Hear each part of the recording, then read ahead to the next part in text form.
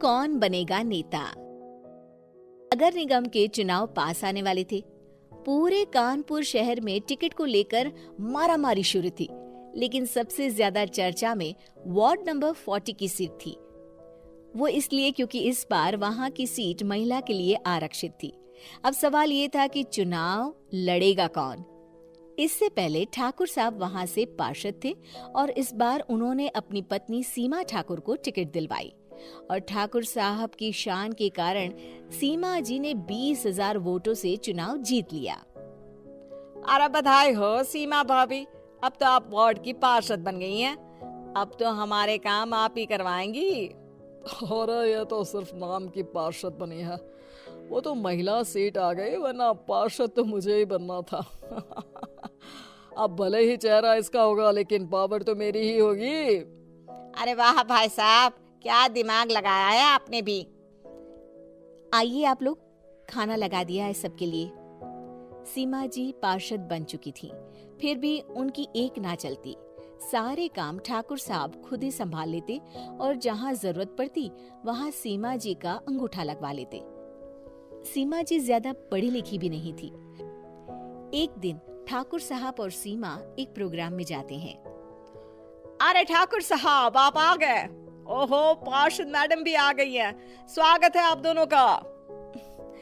लगता है हमारे पार्षद फंड का सही इस्तेमाल हो रहा है। चलिए अब उद्घाटन करते हैं।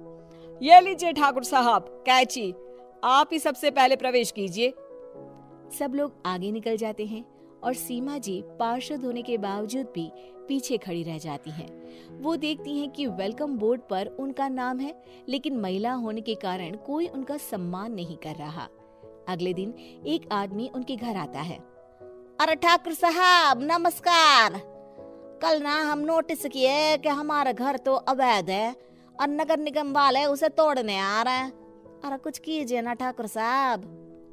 देखो भाई, मैं तो ज्यादा कुछ कर नहीं सकता, पर अगर तुम सबकी जेब गर्म कर दो तो कुछ हो सकता है। कुल मिलाकर 4 लाख लगेंगे। अरे 4 लाख ठाकुर साहब? अरे भाई, मैं अपने लिए नहीं मांग रहा हूँ। दरोगा है, इंजीनियर बाबू है, बड़े साहब है, सबको देना पड़ता है ना थोड़ा थोड़ा। बोलो है मंजूर?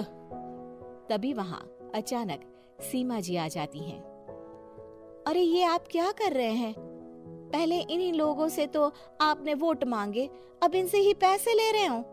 अरे चुप रहो तुम, तुम्हारा काम है सिर्फ अंगूठा लगाना, तुम वही किया करो। मुझे दूसरे काम तुम मत सिखाओ, समझी? और तुम ना जाओ, अब पैसे लेकर आओ, वरना जेसीबी किसी भी वक्त आती होगी। सब कुछ ऐसे ही चलते रहता है। एक दिन सीमा जी और ठाकुर साहब को एक लोकल मीटिंग में बुलाया जाता है। वहाँ पर कई और अधिकारी लोग भी मौजूद रहते हैं। अब मैं चाहूंगा कि ठाकुर साहब हमारे बीच 2 शब्द कहें।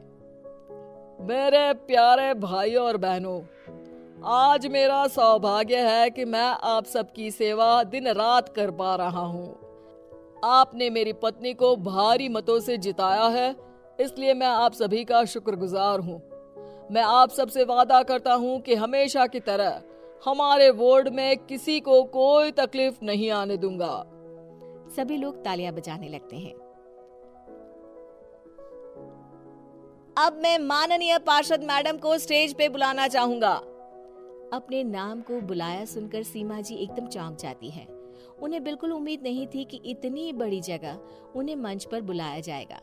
जैसे तैसे वो मंच पर चढ़ती हैं। ऊपर जाते ही सीमा जी को सारी पुरानी बातें याद आ जाती हैं कि किस तरह उनके पति उन्हें कभी भी आगे बढ़ने नहीं देते और उनके नाम से गलत काम करते हैं। वो बोलने लगती हैं, मैं आपके वार्ड की पार्षद सीमा हूँ। आप में से बहुत कम लोग ही मुझे जानते होंगे, क्योंकि इससे पहले मुझे कभी ऐसा मौका ही नहीं मिला। सारे मौके मेरे पार्षद पति यानी आपके ठाकुर साहब ही लेते रहे, लेकिन आज ये मौका मुझे मिला है तो मैं इसे ऐसे ही नहीं जाने दूंगी।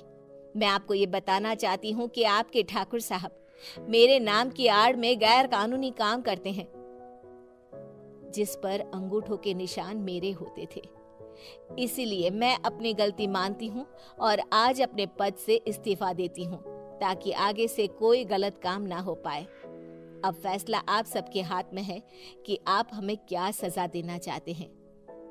सीमा जी की बातें सुनकर ठाकुर साहब के चेहरे का रंग उड़ जाता है और वो शर्म से मुंह नीचा करके वहां से चले जाते हैं और पद से इस्तीफा देकर ही सही सीमा जी अपने आप में आत्मविश्वास महसूस करती हैं।